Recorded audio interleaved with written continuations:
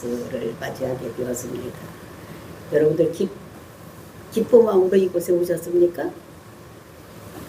옆에 있는 사람하고 인사를 나눌 때입니다. 메리 크리스마스.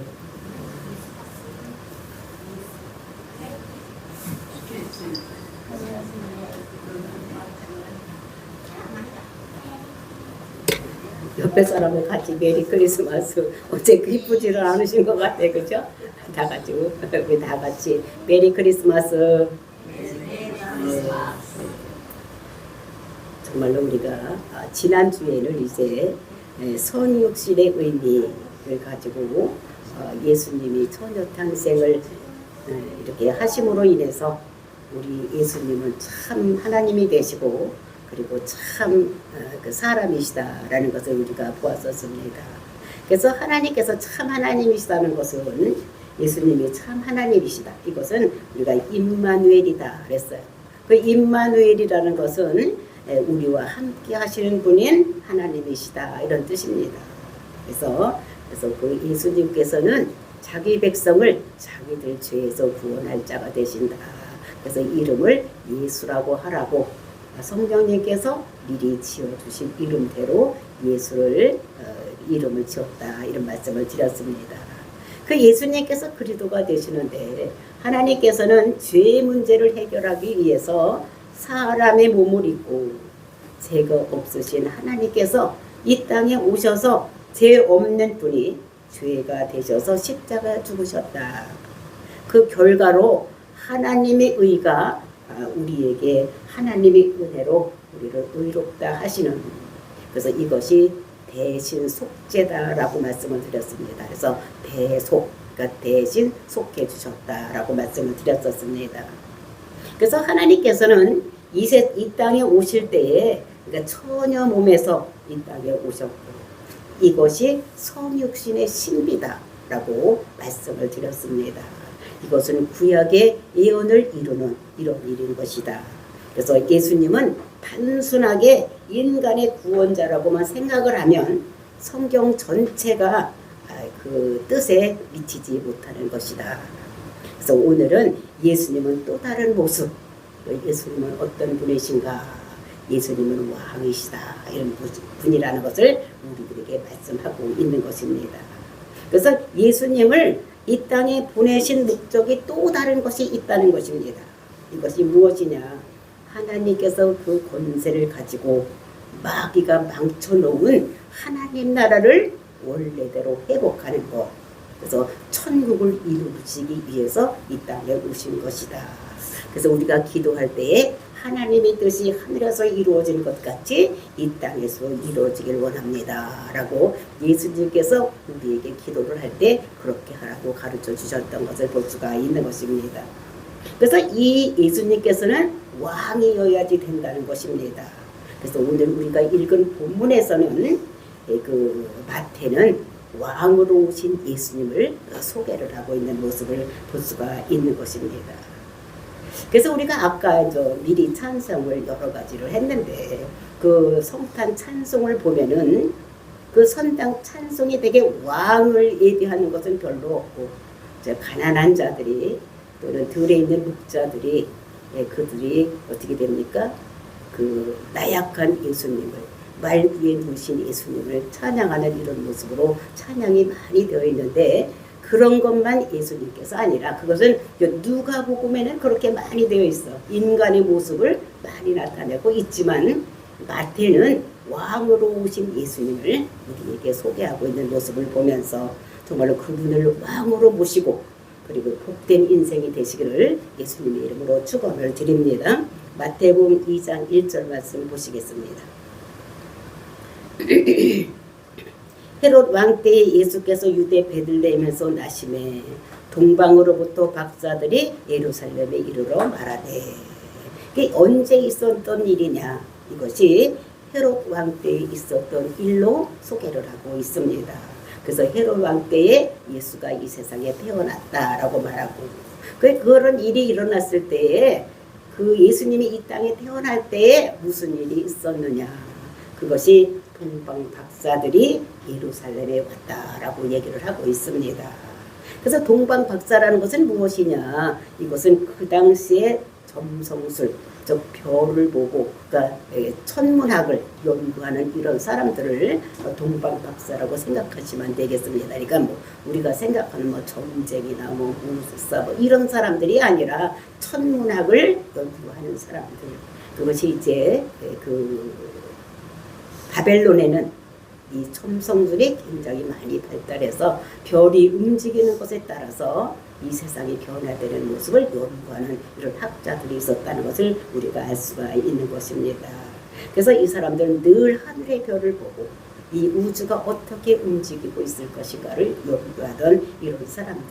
근데 그때에 이상한 별이 나타난 것을 보고 이렇게 별을 보고 그 예루살렘에 왔다 이렇게 말씀을 하고 있는 것입니다.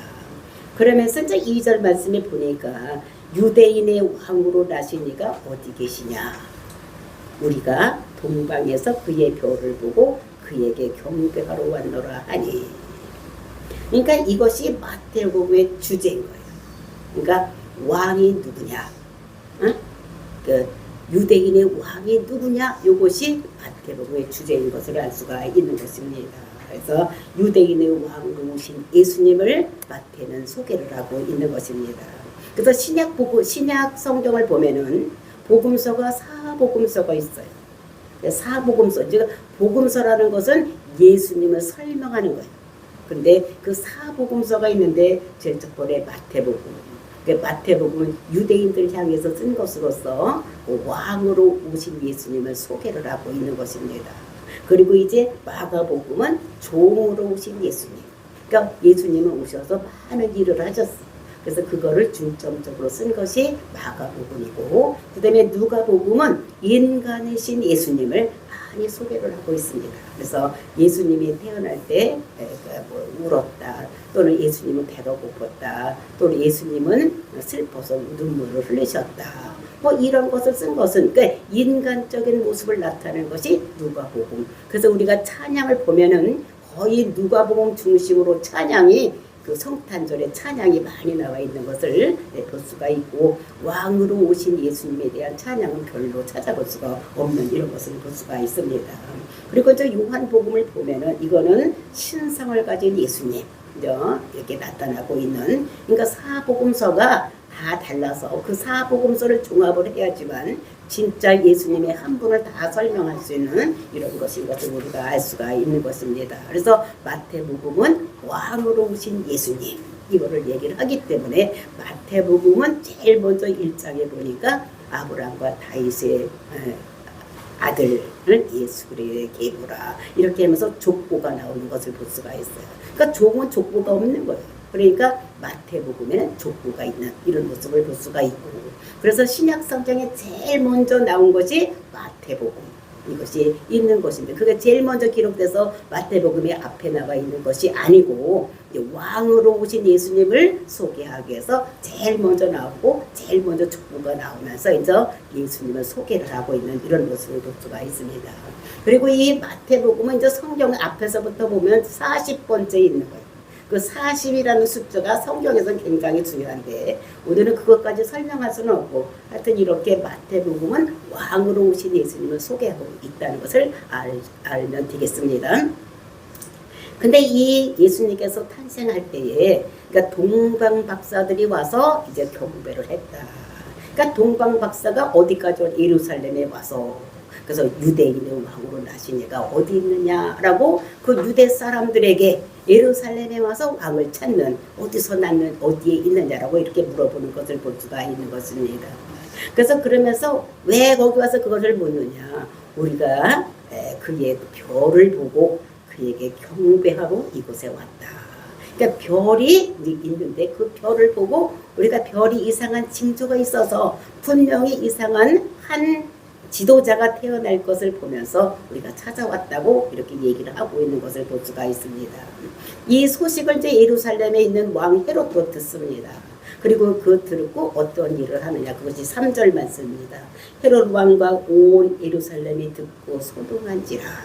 그러니까 예루살렘에 있는 모든 사람들, 그리고 이제 거기에 있는 왕, 헤롯도 그 몸을 들고 소동을 했다는 것입니다. 막 많이 우왕좌우 어디 있나 막 찾고 이렇게 큰 소리를 지르면서 찾아다니는 이런 모습을 여기서 볼 수가 있는 것입니다. 그러니까 예루살렘에는 많은 사람들이 있고 헤롯 왕도 있는데 왕이 태어났다고 하니까 지금 왕이 있는데 왕이 또 태어났다고 하니까 이거 헤롯이 생각할 때는 어떻게 됩니까? 자기가 지금 예루살렘에서 왕 노릇을 유대인의 왕 노릇을 하고 있는데 왕이 또 태어났다고 하니까 제일 지금 이 긴장된 사람이 누구겠습니까? 헤롯 왕이죠. 왜 자기가 왕 노릇을 하고 있는데 또 왕이 태어났다고 별을 보고 왔다고 하면서 그 왕을 찾고 있으니까 제일 당황하고 제일 두려운 사람이 누구냐면 헤롯 대왕이었을 것입니다. 그러니까 이제 그 헤롯 왕이 말하는 것이 4절 말씀입니다. 왕의 모든 대제사장과 백성이 서기관들을 모아 그리스도가 어디서 나겠느냐 물으니.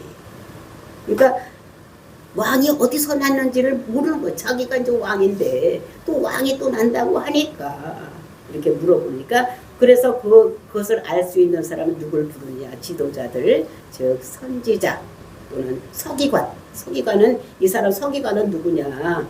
그 사람들은 이렇게 성경 말씀을 연구를 하는 이런 사람들이 서기관인 것입니다. 그리고 이제 제사장은 누구냐? 그러니까 하나님께 백성을 대표를 해서 나가서 예배를 집례하는 사람, 즉 제사를 드리는 사람이 제사장인데 그 제사장이 하는 일은 무슨 일을 하느냐? 제일 먼저 제사를 집례를 하고 그리고 이제 백성이 가지고 있는 그런 모든 것들을 가르치는 거예요. 자기가 알고 있는 것을 가르치는 거예요. 하나님은 이런 분이고 이런 그에 살아야 되고 이 세상에서 살아가는 방법이 어떤 것인가를 가르치는 사람이 누구냐면은 이 사람이 교육을 시키는 사람이 제사장들이 시키는 것입니다. 그리고 또 제사장이 하는 세 번째로 하는 일은 병을 고치는 일. 즉 요즘으로 치면은 의사 노릇을 하는 것이 제사장이 하는 거예요. 그러니까 그때는 뭘 했느냐? 제사를 집례를 하고 그다음에 교육을 시키고 그다음에 의사 노릇을 하는 사람이 제사장이 그런 노릇을 했는데 이제 이 헤롯 대왕이 그 제사장들과 대제사장을 모두 부르고 그다음에 서기관들을 불러서 그 왕이 어디서 나겠느냐? 너희들 알면 빨리 알아가지고 하라고 이제 그 사람들에게 시키는데 자기는 알지를 못하고 있으니까 이렇게 얘기를 하는 것을 볼 수가 있는 것입니다. 그랬더니 그들이 찾아가지고 오는 것이 그것이 몇 절이냐면 6절 말씀입니다. 6절 또 유대 땅 베들레헴아 너는 유대 고을 중에서 가장 작지 아니하도다. 네게서 한 다스리는 자가 나와서 내 백성 이스라엘의 목자가 되리라 하였음이니이다. 이것은 미가서 5장 2절에 있는 말씀을 찾아가지고 와서 왕에게 와서 왕이요 이렇게 왕이 베들레헴에서 난다고 이렇게 쓰여져 성경에는 쓰여져 있고 구약 성경에 쓰여져 있습니다.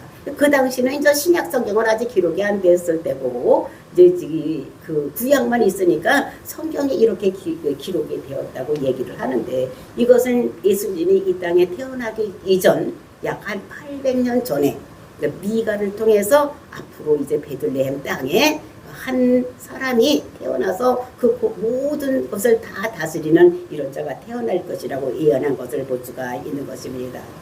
이 말을 들은 헤롯이 어떻게 생각을 했겠습니까? 응? 동방 박사들이 유대인이 왕이 어디서 나느냐, 다시 네가 어디 있냐고 물어보기도 하고 또 헤롯이 보니까 이 사람들이 가져가서 베들레헴에서 이런 사람들이 태어난다고 하니까 그 베들레헴은 어디냐면은 유대 고을에서 그 예루살렘에서 약 한 7.2km 정도 떨어져 있는 이런 곳입니다. 그러니까 한 우리나라에 하면 한 20리가 조금 안 되게 이렇게 떨어진 곳에 이제 예루살렘에서 떨어진 그런 작은 마을, 떡집이라는 이런 마을을 이름을 가진 그 마을에서 한 목자가 태어나겠다 이렇게 예언되어 있는 것을 볼 수가 있는데요. 그럼 헤롯은 지금 유대인을 다스리고는 왕인데 왜 이 사람이 이렇게 유대인의 왕이 어디 있느냐 했을 때 이 사람이 이렇게 왜 불안해야 하는가? 이것은 이 헤롯 대왕은 유대인이 아니었어. 유대인이 아니고 어디냐면 이두메 사람입니다. 그 이두메라는 건 누구냐면은 그 야곱의 형 에서. 에서가 그 사해 건너편에 거기에 가서 살고 있는 그 후예들이에요. 그러니까 하나님이 그 택하신 백성들이 아닌 또 이런 것들을 볼 수가 있는 것입니다. 근데 그가 어떻게 유대인의 왕 노릇을 하고 있느냐? 그가 어떻게 됐냐면 그 나라가 어지럽고 힘들고 할 때에 그 로마가 그때 이스라엘을 통치하고 있을 때입니다. 그때 로마에 가서 돈을 싸들고 가서 왕권을 사가지고 와서 어떻게 했냐면 예루살렘에 와서 그 유대인들을 다스리고 있다는 이런 왕이야. 그러니까 원래 왕은 혈통을 따라서 왕이 되어야 되는데 그렇게 된 사람이 아니라 왕을 돈 주고 사와서 거기서 왕 노릇을 하고 있었던 이런 사람인 것을 볼 수가 있는 것입니다. 그러니까 유대인의 왕이 어디 있느냐? 그러니까 이게 나는 지금 유대인의 왕이 아니 나는 유대인이 아닌데 내가 지금 왕 노릇을 하고 있으니까 어떻게 했어요? 자기가 마음이 캥기고 있는 이런 모습을 여기서 볼 수가 있는 것입니다. 그러니까 이제 이 왕이 그 박사들이 와서 유대인의 왕이 어디서 났느냐 이렇게 한 그 박사들을 불러가지고 얘기하는 것이 7절 말씀입니다. 7절 말씀입니다. 이에 헤롯이 가만히 박사들을 불러 별이 난 때를 자세히 묻고 그래서 별이 언제 떴느냐 이런 것을 박사들을 불러서 물어보는 것입니다. 그러면서 8절 말씀입니다. 베들레헴으로 보내며 이르되 가서 아기에 대해 자세히 알아보고 찾거든 내게 고하여 나도 가서 그에게 경배하게 하라. 그러니까 베들레헴으로 이제 베들레헴에서 난다고 했으니까 베들레헴에 그 사람들을 보내면서 가서 찾거든 와서 나한테 와라. 와서 얘기를 해라. 이거 찾았다고. 그럼 나도 가서 그에게 목자가 된 사람한테 내가 경배를 할 테니까 이제 이렇게 나한테 와서 꼭 알려달라 이렇게 이제 보내는 모습을 볼 수가 있습니다. 근데 진짜 이 헤롯 왕이 정말로 가서 경배하고 싶어서 이렇게 했습니까? 그것을 이제 아닌 것을 볼 수가 있는데 그제 조금 있다가 나오는 모습을 볼 수가 있습니다. 그러면서 10절 말씀 그 별을 보고 매우 크게 기뻐하더라. 그래서 이제 박사들이 9절의 말씀에 9절에 박사들이 왕의 말을 듣고 갈세. 이제 그래서 베들레헴으로 이제 거기 가서 난다 했으니까 한번 가봐라. 그래서 그쪽으로 이제 향해서 갈고 있을 때에 동방에서 보던 그 별이 문득 앞서 인도하여 가다가 그 동방에서 봤던 별이 저 앞서가면서 인도해서 가는 모습을 볼 수가 있습니다. 그러면서 가다가 악이 있는 곳에 위에 머물러 서 있는지라. 그러니까 별이 이 사람들을 동방 박사들을 인도해서 가다가 아기가 난 곳에 가서 딱 멈추어 서 있는 것입니다. 그러니까 신호를 준 것이 여기 있다. 이렇게 신호를 주는 것입니다. 그랬을 때 그들의 마음이 어땠느냐. 그것이 10절 말씀입니다. 그들이 별을 보고 매우 크게 기뻐하더라. 진짜 우리가 연구하고 믿고 따라갔는데 정말로 그 별이 멈춘 데를 가보니까 그 별이 이렇게 되니까 진짜 여기 있구나 이렇게 생각하고 마음이 기뻐하더라. 그래서 이제 그곳에 들어가서 어떤 일을 하고 있었느냐. 11절 말씀입니다. 집에 들어가 아기와 그의 어머니 마리아가 함께 있는 것을 보고 엎드려 아기께 경배하고 보배함을 열어 황금과 유향과 몰약을 예물로 드리니라. 그래서 이제 여기서는 들어가서 빈손으로 그냥 절만한 것이 아니라 어떻게 그 아기가 또 마리아 어머니와 함께 누워 있는 것을 보고 저기 엎드려 경배하고 그리고 이제 그에게 선물을 주는 이런 모습인데 그 세 가지 선물을 주는 모습을 볼 수가 있는 것입니다. 그래서 예물을 드렸다 그랬는데 그것이 제일 먼저 황금, 그 다음에 유향, 그 다음에 몰약을 드렸습니다. 부모님께 그것을 선물로 예물을 드린 것이죠. 이것이 영적인 상징적인 이런 것이 있는데 그 황금은 무엇을 얘기를 하느냐. 이거는 왕권을 얘기를 하는 것입니다. 당신은 왕이십니다. 그리고 왕권을 상징을 하는 거예요. 그래서 왕들이 보면은 되게 황금 옷을 입고 이렇게 해서 그 황금색은 왕색깔을 나타내기 때문에 그 황금은 왕권을 나타내는 것이다. 그 다음에 유향, 그거는 신성을 나타내는 거예요. 그러니까 당신은 하나님의 신이다 라는 것을 표현해서 그것을 그 선물로 드리는 것이고, 그 다음에 몰약은 이라는 것은 무엇이냐. 고난당하신 예수님, 예수님 당신은 그러니까 약품이 많이 없어서 지금까지 병원도 많이 없고 또 약도 많지 없기 때문에 가정마다 상비약이 있었는데 그 상비약으로 누구네 집이든지 다 있었던 것이 무엇인가 하면은 그것이 모략이었었습니다. 그래서 뭐 머리가 아프든지 배가 아프든지 뭐 어디가 아프든지 다 무슨 약으로 다 처리를 했느냐면은 그래서 무략으로 했던 이런 것을 가지고 있었던 것을 볼 수가 있는 것입니다. 그래서 동방 박사들이 그 황금과 유향과 목약을 그 예수님께 그 부모님께 이렇게 드리는 거. 그러니까 당신이 왕이십니다. 근데 당신은 어떻게 되느냐? 신성을 가진 하나님이시지만 반드시 고통을 당하실 것이라는 것을 의미를 해서 이렇게 세 가지 물품을 예물로 드렸던 이런 모습을 볼 수가 있습니다. 그리고 이제 예물을 드렸으니 다 자기들 할 일은 끝났으니까 집으로 돌아가야 되는데 아까 헤로스 왕이 어떻게 했습니까? 자기한테 와서 알려달라고 이렇게 얘기를 했어. 근데 글로 가지 못하게 하나님께서 막는 모습이 12절 말씀입니다. 12절 그들은 꿈에 헤로데게로 돌아가지 말라 지시함을 받아 다른 길로 북으로 돌아가니라. 그래서 이제 꿈에 천사가 나타나서 그리로 가지 말라는 거예요. 왜저 가라 알려주면은 헤로데 와서 죽일 거니까. 하나님께서는 그리로 가지 말고 그 다음에 그 마리아와 요셉에게 나타나서 설명하기를 그 아기를 데리고 너를 죽이려고 하니까 애굽으로 내려가라 이렇게 말씀하셔서 그 부모들이 그 아기 예수를 데리고 애굽으로 피신해서 가는. 그래서 이제 나중에 헤롯대 왕이 죽었을 때에 이제 그가 죽었으니 너는 원래 살던 나사렛 가서 살아라. 그래서 나사렛 가서 사는 이런 모습을 우리가 볼 수가 있는 것입니다. 근데 헤롯이 이때나 저때나 기다리는 거예요. 동방 박사가 올 때를 기다리는데 오지 않으니까 이 사람은 어떻게 해요?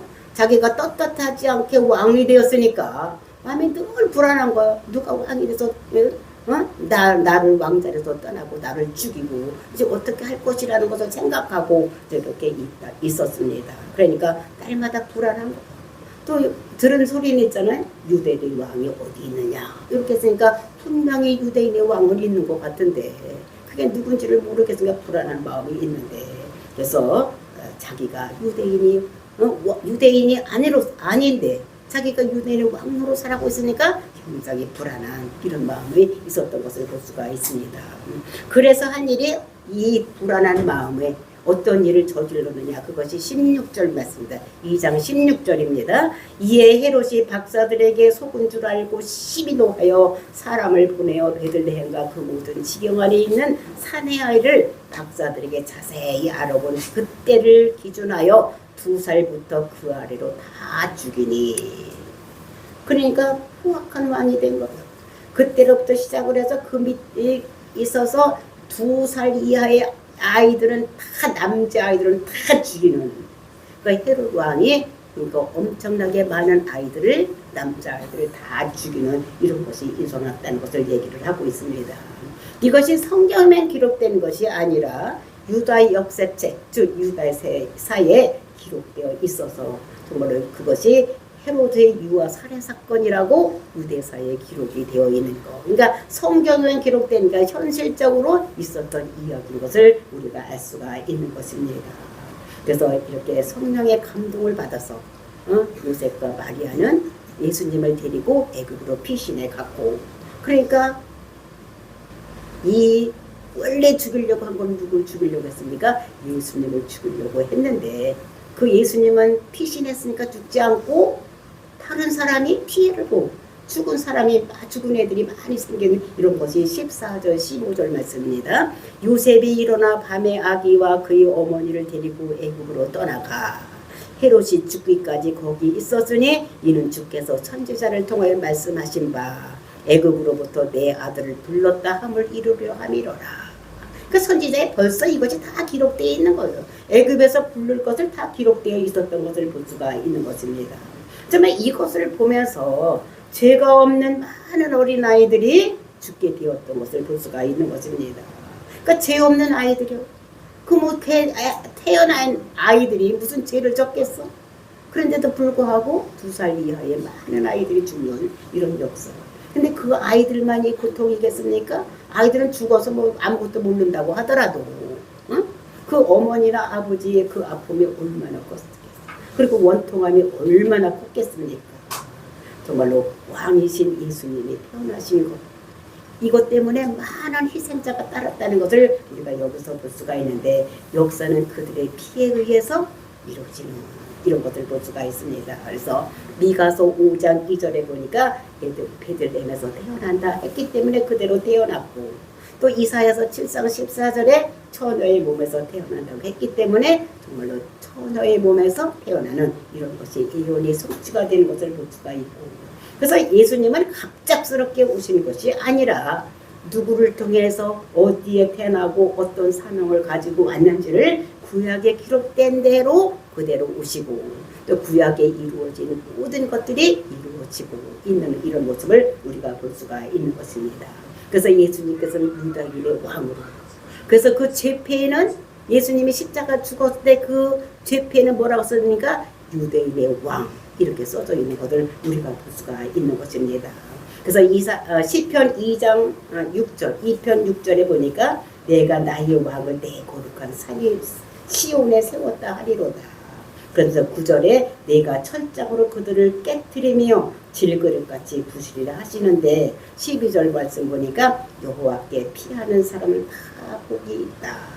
그래서 우리가 예수를 믿고 예수님한테 모든 것을 피하면 모든 사람들은 죽음으로 가지 않고 영원한 생명에 이룰 수 있다는 거예요.